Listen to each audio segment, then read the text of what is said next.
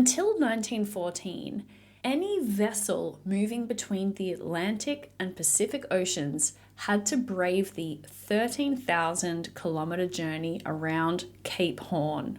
But the Panama Canal completely rewired world trade by letting ships cut straight through a tightly governed corridor, with Panama collecting the tolls. Today, retailers sit on a trove of first-party data and on-site ad inventory, yet much of advertisers' budget still takes the long way around. Koddi's new State of Programmatic Retail Media report makes the case that opening programmatic locks to advertiser demand by way of DSPs can replicate the Panama Canal's breakthrough, unleashing faster, larger flows of commerce ad dollars while retailers remain the gatekeepers. This report just dropped today, and I'm going to share my takeaways with you. Good morning and welcome to the Retail Media Breakfast Club.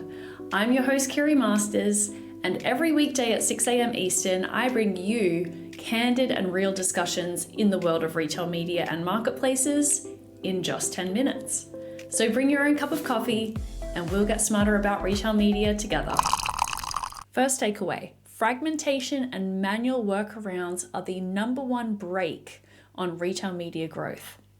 We've all seen this stat before from eMarketer that most of today's retail media dollars are spent on Amazon, who commands 77% of all retail media dollars spent.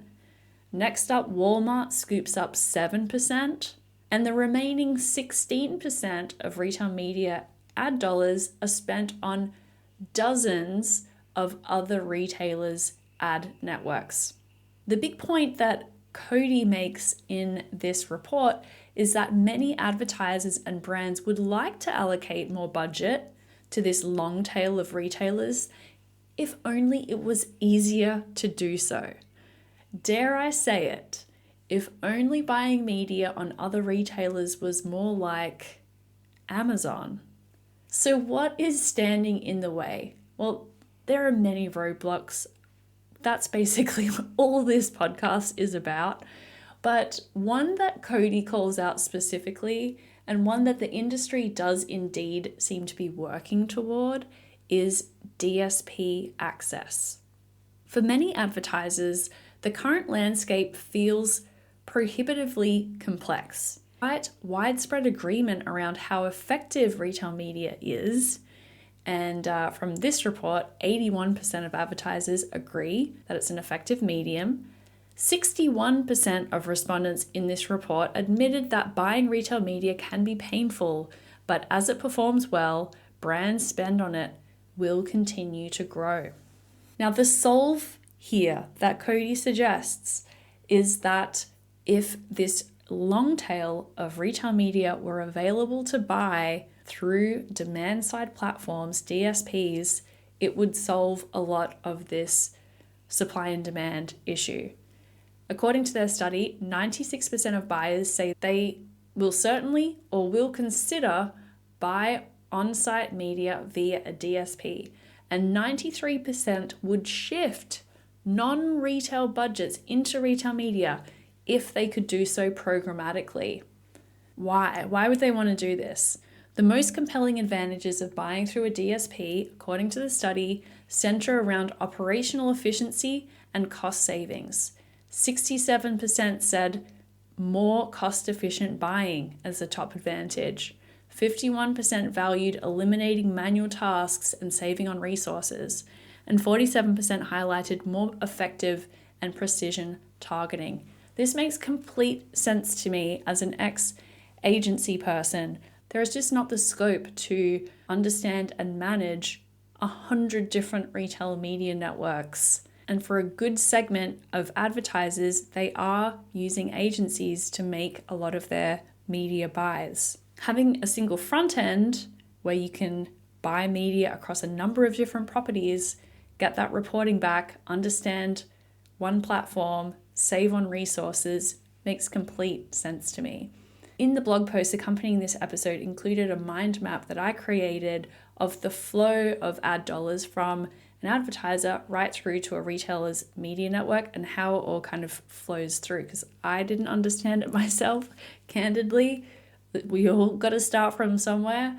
So I put this together. If you're new to this world or you're having trouble imagining how money flows through, check out this mind map. I'm sure there are many ways that it could be improved, but I think it's a good starting point. So why are retailers reluctant to integrate into DSPs if there's so much to gain?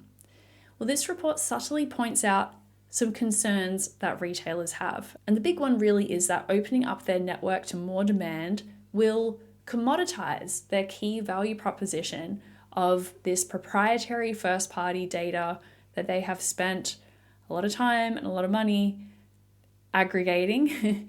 And I guess the concern is, why would advertisers commit to spending with a specific retailer when they could access a whole basket of retailer-driven ad inventory through a DSP? It's not special anymore. It seems like more of a commodity when you can buy it through a third party that's aggregating a whole bunch of other ad inventory and audiences as well.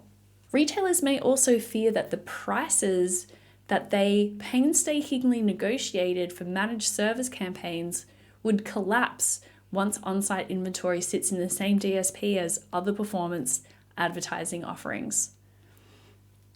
But the reality is that retailers can still syndicate inventory through a DSP without it becoming an open auction free-for-all.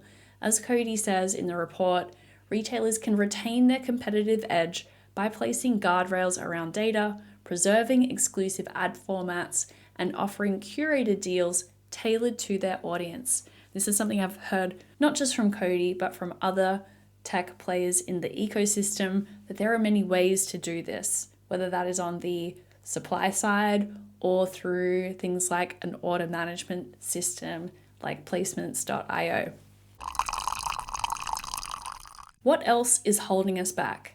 There's a couple of related pieces I want to call out here, because this, just asking retailers to integrate with DSPs is not going to magically solve all of our problems here. I wrote last month in a post for Forbes why real-time bidding is retail media's next frontier, and the reality that these 70 plus retail media networks in the US alone cannot keep growing their retail media revenue through one-off manual dashboards and ad buys. Real-time bidding is the technology that powers programmatic advertising on the rest of the web and connected TV, and that is the technology that's required for a true advertising matchmaking scenario where buyers and retailers can exchange bids and ad inventory both on-site and off-site in real time, which creates a better customer experience because ad results and organic results show up cohesively at the same time, and it also still allows the control that retailers want over who and what and where can be advertised on their sites.